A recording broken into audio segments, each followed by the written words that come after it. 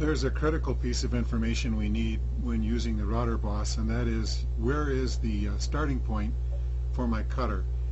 I'm going to attempt to show you how I locate it. I use the combination bevel board center finding rule from Craftsman Gallery because it's nice and big, it's a satin non-reflective finish, and it's an easy target for me to hit.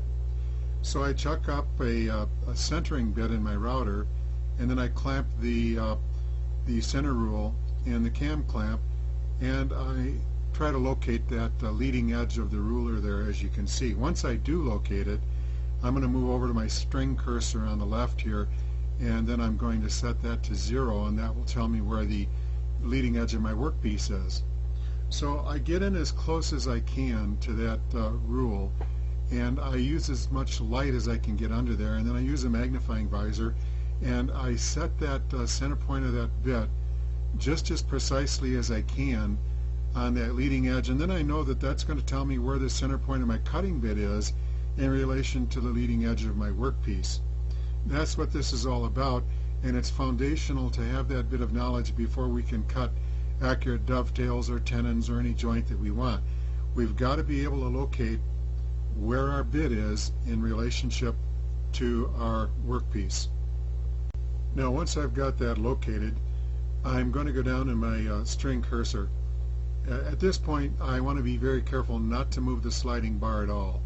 I'm just going to move the string cursor itself and set it on the 0 point, and now I've established my reference.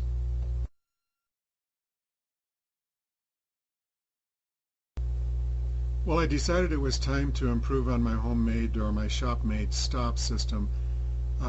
Formerly I used a piece of wood. Here I've got a 1/4 bolt, a washer, and then a couple of ferrules or spacers that are slip fits over that threaded bolt. There's not much play in them at all.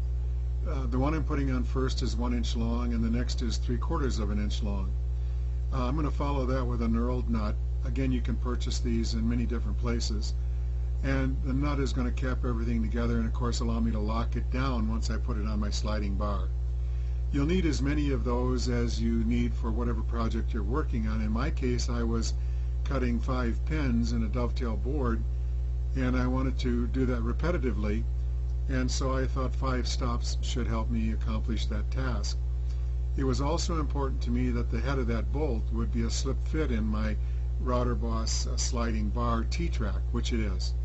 I then found a stop laying around the shop, and I modified it slightly by putting a nylon washer between those 2 aluminum pieces so I can move it easily, and the lock nut I can squeeze down fairly tightly, and it'll keep that flip stop wherever I want to set it.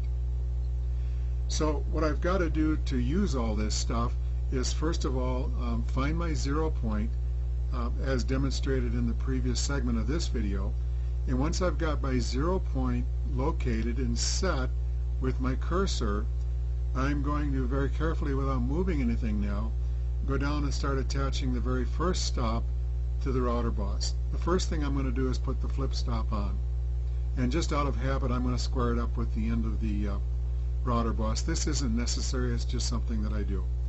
So my flip stop is there, and I'm tightening it down, and the next thing I'm going to do is make sure that it, of course, that it operates easily for me. I want to be able to move that up and down without having to hold it with one hand while I move something else. And here you can see it'll stay whatever position I leave it in. Now I'm going to mount the first of my stops. The first stop will slide easily into the T-track, and you can see that I'm going to lower the flip stop down, and now I want to bump that stop against it, and this will correspond to my 0 point that I've just set with my cursor. When that flip stop hits that stop, I now know I'm at the 0 point, or the center point of my bit is now at the leading edge of my workpiece. The next stop I want to set is at the 1 inch mark.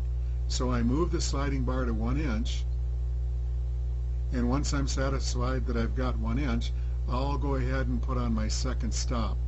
I just simply raise up the flip stop and then slide in my my second stop.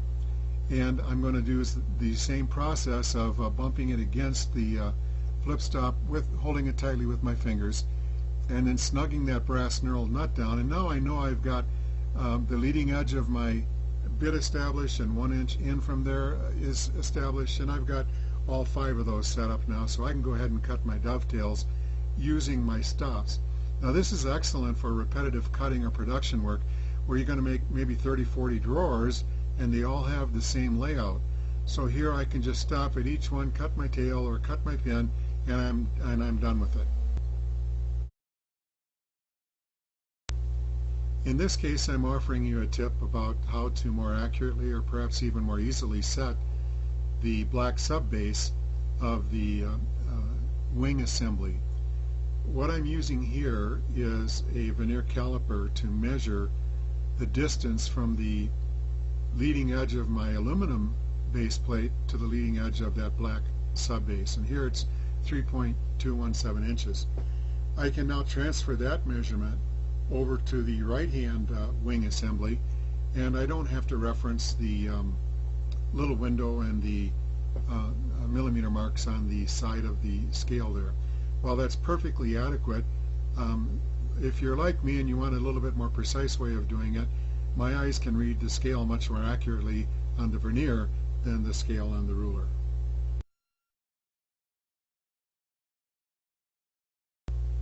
Well, prior to making the cuts for my dovetails and pins, I measured my board and I found that it was number 5 there, 4.094 or 4 3/32 inch wide. That gave me a center line. Dividing that by 2 gave me a center line of 2.047, represented by number 3 there, or 2 3/64 inch. If I cut a pin or a tail 1 inch to the left and 1 inch to the right of my center line, that's represented by number 2 and number 4. And then, of course, number 1 is my 0 point, or where I'm starting. So that's the sequences of cuts I'll make. First I'll look at 1 and cut 0, then I'll move to 2 and cut 1.047, and so forth. Works very well for me, and when I'm done using those numbers, I don't have any problem erasing them very easily with just a small spritz of brake cleaner or carburetor cleaner, something like that, on a shop towel. I wouldn't spray it directly on the router boss because it might get on the plastic, and so then I get it on the rag and I just wipe, and like magic all those scratches are gone. Here's a quick look at a suggested way to hook up your dust collection. There's the plastic magnetic dust chute, and I've hooked a 2 1/4 inch plastic hose up to it that goes down to a Y. Off to the left, that tubing goes into my older Delta dust collector, which functions very well. Off to the right, that tubing goes up to the back side of the router boss, where it traps all of the debris coming off the router that goes into the box channel. So whether it's coming out the front towards me or the back in the box channel, I've got 100% collection. Well, that's it for now. Hope you found something here that was interesting and might help you get the most you can out of your router boss. Again, my name is Frank Mutchler. I hope that if you've got a tip or a trick, you'll let me know about it, and you can do that on the forum, and then I'll see if I can't get it included in the next edition of Tips and Tricks.